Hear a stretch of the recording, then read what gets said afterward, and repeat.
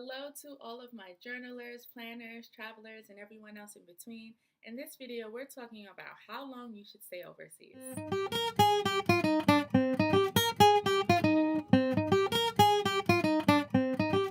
the most part, people who go overseas to teach, they need some type of degree to do that. There are some rare cases where a degree is not needed, but I'm not really going to focus on those. I'm focusing on the people who needed degrees in order to teach overseas.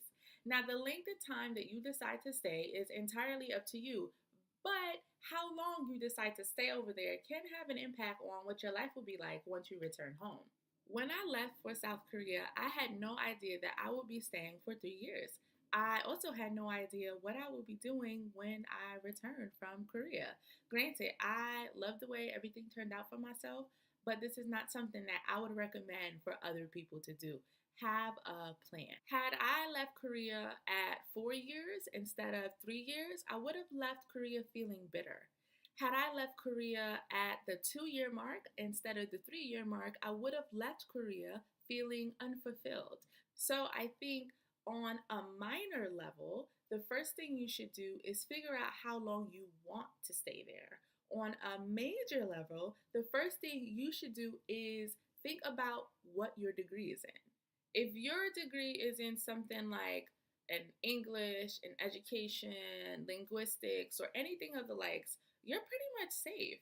And the reason for that is because you're already working in your related field. The only thing is that you're working in this related field in another country.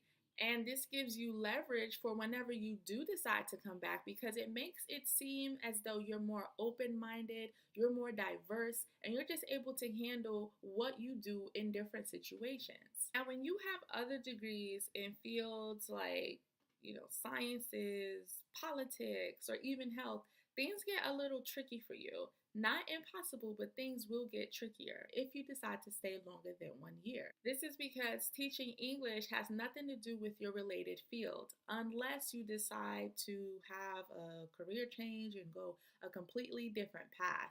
But if you do decide to stick with whatever your major is in, it's really not helping you the longer you stay. And I say a year because most people take about that much after they finish graduate school or undergrad. And I feel that most employers won't look at that time gap and think, oh, you've just been wasting your time doing things unrelated to what your degree is in. There really may be exceptions to this case, but I really wouldn't push staying longer than a year because you might not be that exception. When I was overseas, I actually met a girl and I remember asking her how long she would be staying in Korea. And she specifically said that she's only staying a year. And the reason for that was because she's going to medical school and she just wanted just a little bit of a break before she went back and continued her studies. So I think that kind of proves the idea that if you really stay anything longer than a year, 2 years pushing it, you're kind of risking your chance at what options you have available for yourself when you return from being overseas. Now, she did have a very specialized focus, like she wanted to be a doctor, but I do feel like this can be applied to other people who have degrees in unrelated fields.